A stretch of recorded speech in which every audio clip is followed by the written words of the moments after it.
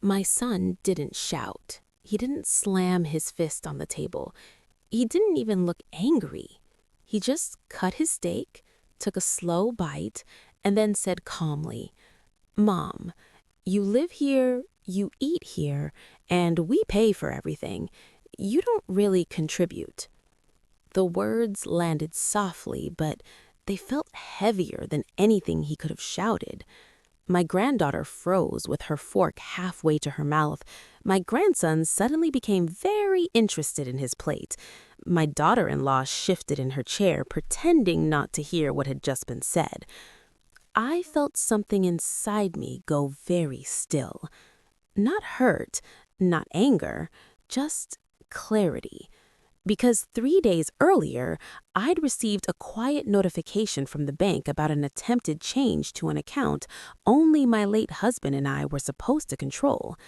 I didn't argue, I didn't defend myself.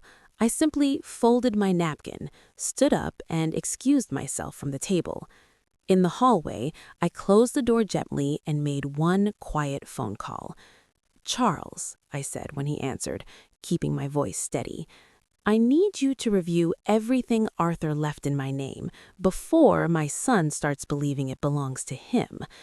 And in that moment, something shifted, not just in my house, but in my understanding of my own family. My name is Linda Harper. I'm 67, widowed, and until 8 months ago, I believed my son Daniel was the one person I could rely on when everything else in my life fell apart. When my husband Arthur died, the silence in our home felt heavier than grief itself. 41 years of routines disappeared overnight. The coffee pot stayed full, the television stayed off, even the air inside the house felt unfamiliar. Daniel started calling every morning after the funeral. At first, it was gentle. He checked if I had eaten, if I slept, if I needed groceries. Then, slowly, the conversations shifted. He began mentioning how big the house was, how winter would be difficult alone, how it might be safer if I stayed with him and his wife Melissa for a while. It sounded reasonable, it sounded caring, and at the time, I needed someone to make decisions because everything in my head felt foggy and distant. I sold the house 5 months after Arthur passed. Daniel helped with everything. He drove me to meetings, handled moving arrangements, and helped me set up online access to a few accounts because I kept forgetting passwords. I was grateful. I trusted him completely. When I moved into their home outside Columbus, the arrangement was presented as temporary. I took the downstairs bedroom because Melissa said it would be easier on my knees. I helped where I could without feeling like a burden. I watched the kids after school, packed lunches, folded laundry, and cooked dinner twice a week. I paid for my prescriptions, clothes, phone, and personal expenses. I even offered to contribute to groceries several times, but Daniel always waved it off, smiling like I was insulting him. "You're my mom," he'd say. "You already help enough." So I stopped offering. That's how the shift began. Small things changed slowly enough that I told myself I was imagining it. Daniel started grabbing the mail before I woke up. Melissa began mentioning rising grocery prices more often, usually while glancing toward me without directly addressing me. Once I overheard them late at night, talking quietly in the kitchen. Daniel's voice sounded tight, worried. Melissa mentioned the mortgage rate increasing and the credit card balance getting harder to manage. I stepped away before they saw me, telling myself it wasn't my place to listen. But something about Daniel's tone stayed with me. Then, 3 days before the dinner, I received a bank notification on my phone. It wasn't dramatic, just a routine alert asking me to confirm a request to update communication preferences on an account connected to Arthur's estate. I hadn't requested anything. At first, I assumed it was a mistake, but when I opened the message, I saw that someone had attempted to add an additional contact for account updates. The request hadn't gone through because confirmation was required directly from me. I didn't mention it to Daniel yet. I wanted to understand first. The next morning, I logged into the account myself. Everything looked normal, but I noticed something else. A recent login from a device I didn't recognize. My stomach tightened. I told myself there could be a simple explanation. Daniel had helped me set up my laptop months ago. Maybe it was related to that. Still, the timing bothered me. Then came the dinner. Daniel's calm voice, his quiet statement that I didn't contribute. And suddenly, the bank alert didn't feel like a coincidence anymore. When I stepped into the hallway and called Charles, Arthur's longtime attorney, I wasn't reacting to one hurtful sentence. I was reacting to a pattern that was finally starting to make sense. Charles answered on the second ring. He remembered me immediately. I told him briefly what had happened, including the alert and the attempted account change. His tone shifted slightly, becoming more professional, more careful. He asked me to come into his office the next morning so we could review everything together. When I hung up, I stood in the hallway for a moment listening to the faint sounds of dishes clinking in the kitchen. My family was still sitting at the table, acting like nothing had changed. But something had. Because for the first time since Arthur died, I realized I might not be living with my son out of love alone, and that possibility frightened me more than being alone ever had. If you were in my place, would you confront your son immediately or quietly gather proof before saying anything? The next morning, I didn't tell Daniel where I was going. I kept everything normal, the same way I always did. I made a coffee, helped my granddaughter Emily find her missing math notebook, and reminded my grandson Tyler about his baseball practice. Daniel rushed through breakfast, barely looking at me, already distracted by something on his phone. When he left for work, he gave me a quick smile and a casual, "See you tonight, Mom." It sounded normal. That was the unsettling part, because the night before, something inside me had already shifted. Once the house emptied, I waited another 15 minutes before leaving. I didn't want Melissa wondering why I left right after Daniel. I drove to Charles Whitaker's office, the same place Arthur and I had visited for years.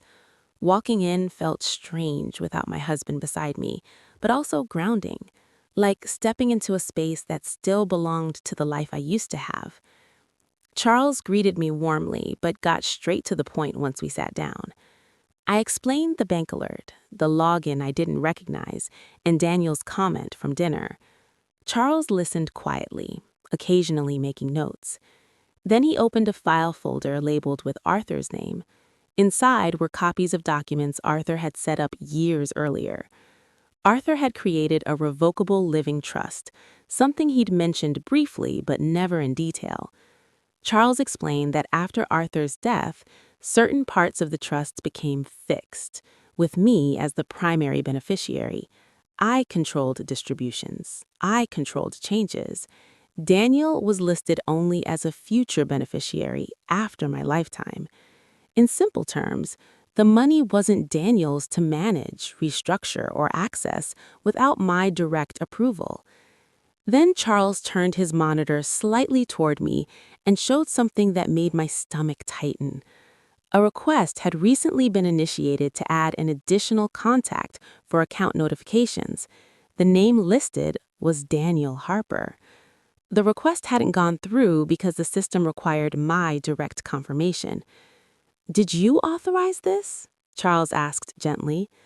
"No," I answered quietly. Charles nodded, not surprised, but concerned. He asked if I had shared passwords with Daniel after Arthur's death.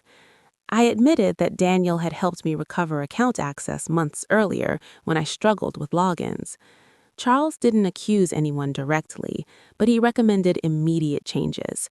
We updated my passwords, added two-factor authentication, and restricted any future contact additions without in-person verification. Charles then said something Arthur had apparently told him years ago. "Arthur always wanted to make sure you were protected, Linda. He specifically said that needing help shouldn't mean giving up control."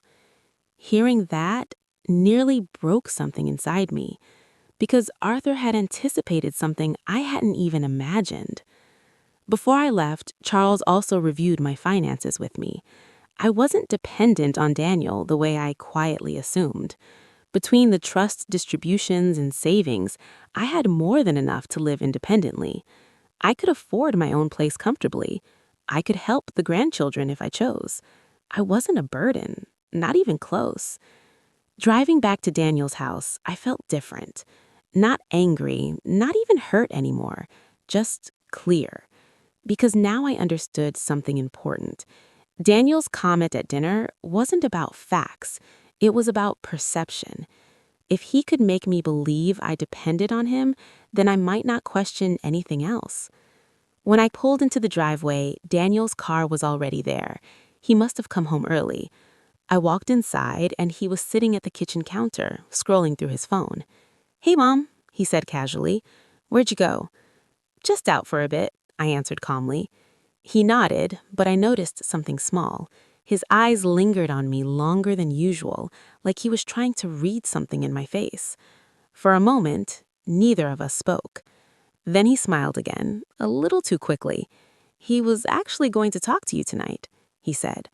Something in his tone told me the conversation Charles and I had just had was about to become very relevant. If you were me at that moment, would you pretend you knew nothing or tell him right then that you already understood what was happening? That evening, Daniel waited until dinner, exactly the way people do when they want a conversation to feel normal instead of serious. Melissa had made baked chicken, and the kids were talking about school like any other night. Daniel seemed relaxed, almost careful, like he was choosing his timing. Halfway through dinner, he stood up, walked to the counter, and picked up a thin folder. "Mom," he said casually, sliding it toward me. "Nothing urgent, just some paperwork. I thought it might be smart to have things organized in case there's ever an emergency." His voice was calm, reassuring, the same tone he'd used months earlier when helping me set up accounts. A week ago, I might have signed without reading closely. Now, I opened the folder slowly. The first page looked harmless, something about communication preferences and account access during emergencies. The second page was more specific, giving authorization to discuss account management and receive updates directly. It wasn't full control, but it was enough to shift the balance quietly. I looked up at Daniel. He avoided my eyes for a second, then forced a small smile. Melissa was unusually quiet beside him, her fingers wrapped tightly around her glass. I closed the folder gently and said, "Daniel, can you ask the kids to finish in the living room?"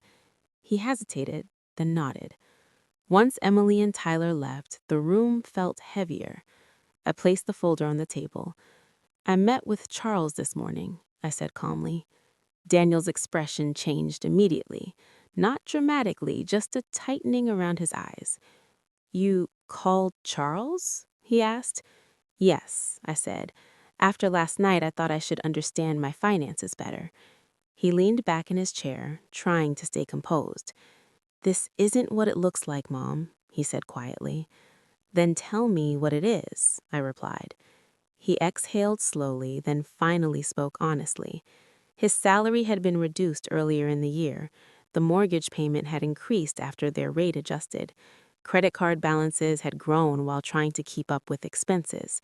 He'd seen my account balance months earlier when helping me log in, and once he saw it, he started thinking about solutions. He convinced himself it made sense since I lived with them. Every explanation sounded logical on the surface, but underneath it was still control without permission. I asked Melissa how much she knew. She admitted she knew Daniel wanted to simplify things, but didn't know about the earlier account request. Her voice shook, and I believed her. Daniel looked at me then, not defensive anymore, just tired. "I wasn't trying to hurt you," he said. "I was trying to protect this family." I nodded slowly. "By making me feel like I didn't contribute?" I asked quietly. He didn't answer. "By trying to access my accounts without telling me?"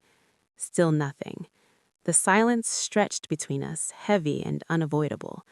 Finally, I spoke calmly. "I won't be signing these." Daniel nodded, looking down at the table. And I think it's time I find my own place again, I added gently. Melissa's eyes filled with tears. Daniel looked up, surprised.